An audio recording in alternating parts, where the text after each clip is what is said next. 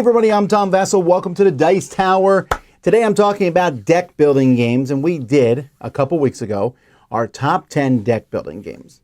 And I found that this was a genre that I loved too much, and I felt like I left too many games out. So go back and watch that list. We'll put a link in the description of this one to see my 1 through 10. But I'm going to give you 11 through 20 too, because I like deck building games that much. Now, as a caveat, if you didn't watch the other list, want to be clear, a deck building game is a game where you build a deck during the game, not before the game, like Magic the Gathering and other collectible card games. Those are not deck building games. Yes, you construct a deck, but it doesn't happen during the game. It's before the game. And hand management games where the cards come in your hand and you are building a hand, those are not deck building games either. Living card games are not deck building games. Well, not yet anyway. So anyhow, here are my 20 through 11. Number 20 is Vikings Gone Wild. Now this game, which, everyone talks about Lucky Duck now, and Lucky Duck does a lot of great games. They're not as well known for this initial one, but I like this one. Even, I think it was based on a little, an app on the thing. But this here, you're building a deck and attacking other players, but attacking other players gives you points, doesn't hurt them. They want to defend, not because they want to not be hurt, because they want to stop you from getting points. They made a lot of expansions for it. They're fine and good, but the base game itself is you get beer and gold and try to figure out the best way to build up your deck. Vikings Gone Wild is a lot of fun. Number 19 is G.I. Joe deck building game. Now this is a co-op one, and in fact, in my opinion, works best solo. Now, unfortunately, it's hampered, and it's probably lower on the list because the rules for this game are horrific.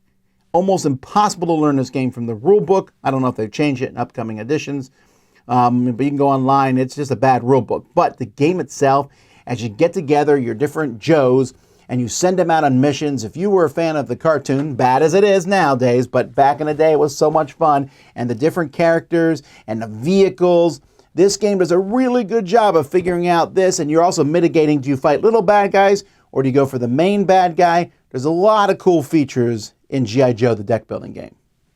Number 18 is Codex. Now Codex is lower on my list because the deck building is just part of this game. In Codex, you have a big book of cards based on the color and the theme of that card that you've picked. And it's kind of like Warcraft in a sense, where you're putting out units and attacking your opponent. It's a mix of Magic the Gathering and a whole bunch of other things. But one of the things that is a mixture of it is deck building. You're building a little deck of cards that you're using to go and fight the enemy, but your deck's going to be very different than theirs, but you are building it during the course of the game. So, Codex. Number 17 is Baseball Highlights. Now, Baseball Highlights, you have a small deck of cards, and you are playing them one at a time against your opponent. It's like an advanced version of War, and then someone wins the baseball game. It's like baseball condensed down into a minute. But what's interesting about the game is then between each little baseball game, and you play through a series, you'll be adding some cards to your deck. Again, this one's lower in the list because the deck building isn't necessarily a strong point of the game. But it is, but it's also about knowing what cards to play when. But it's interesting to see how you'll use these different players and build up your team or deck in Baseball Highlights. Super Motherlode is my number 16. Super Motherlode is basically Dig Dug, the board game. As you are moving through and collecting gems and everything, you build your deck and you have the opportunity to build up some cards that no one else has. This is a game that a lot of people have missed. It's a small box, so the same size as Pandemic, a skinny box that gets missed on the shelf, and Super Motherlode is kind of a name that sounds like a very different game, I suppose. But this one is a lighter, fun game that if you haven't played, I recommend you check it out. Number 15 is Toy Story Obstacles and Adventures. Now, a lot of people said, where's Harry Potter? And I like Harry Potter game fine. This is the same system as the Harry Potter game, and I like Toy Story better than I like Harry Potter. And so what this does is you play through, it's a cooperative deck building game, and you'll play through the different movies, and each time you finish one movie, you open up a little box of cards, and there's more. It makes it harder, but also adds more cool things that you can do, and you travel through the different movies and stuff from Toy Story, and it's a lot of fun. Very much recommend it. Good family game. Number 14 is Moonrakers. Moonrakers is a negotiation deck building game. Such an interesting game as you decide what cards you're going to put in your deck. Buying equipment will add cards to your deck, sometimes things you don't want, sometimes good cards. You can have a card nobody else has in their deck. And the idea is as you draw, I'm trying to draw cards that will help me go on missions, but also will get others to ask me to come join them on missions. It is a stylish looking game. It feels unlike almost anything out there. It's really unique and cool from IV Studios. That's Moonrakers. Number 13 is Paperback. This is a word game mixed with letters. Now, yes, I know there's a sequel, Hardback, which is good too. I like Paperback just a smidge better, which is why it's on this list, but Hardback, if you find that one, same type of thing, where you're buying cards to put in your deck, and you're thinking of two things. How cool is the special ability on the card, but also, can I use these letters to make words? This I found works really well, for example, with me and my wife, because she really is better at me than words, for sure. Some of you watching are saying everyone's better than you at words. Fair enough. But I might be better at the mechanisms of deck building, and they just mesh together really well. Definitely one to check out.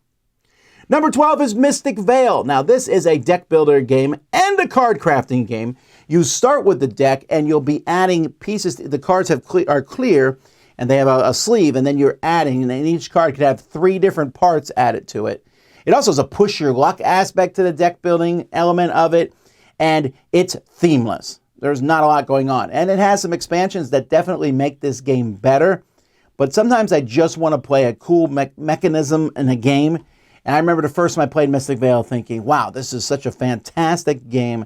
So much going on here. I want to play it over and over and over again. And number 11, the game that just missed out on my top 10 deck building games, but still is great, I like every game on this list, is Core Worlds. Now, from what I understand, the Core Worlds, we might see a re-release of that in the future.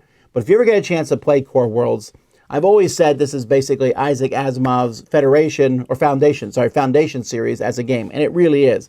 In this game, you have a deck of cards, and you have air power and land power, and you're going out and conquering planets, but as the game goes by, distinctly your cards are going to improve and get better until you go after the Core Worlds, the name of the game. Now, there are 2 expansions for this. The first expansion is almost necessary. It adds little icons that were in the first game that weren't used for anything and gives you a little bit more going on. The game's a little slower than I would like. It's a little longer than I would like. But the theme is one of the strongest there is in a deck building game, and it is a ton of fun. So definitely check out Core Worlds. So anyway, folks, that's 10 more deck building games that I like, and I could have gone even farther. There are so many deck building games. Here's ones that miss this list. We have Star Realms, Ascension, Tyrants of the Underdark, Xenoshift, Star Wars, the deck building game. And some of you are like, how are those not in your top 10? I just like deck building. Then there's so many. You put deck building in a game, I want to play it. Anyhow, that's 10 more great deck building games. I'm Tom Vasel. We'll see you next time on the Dice Tower.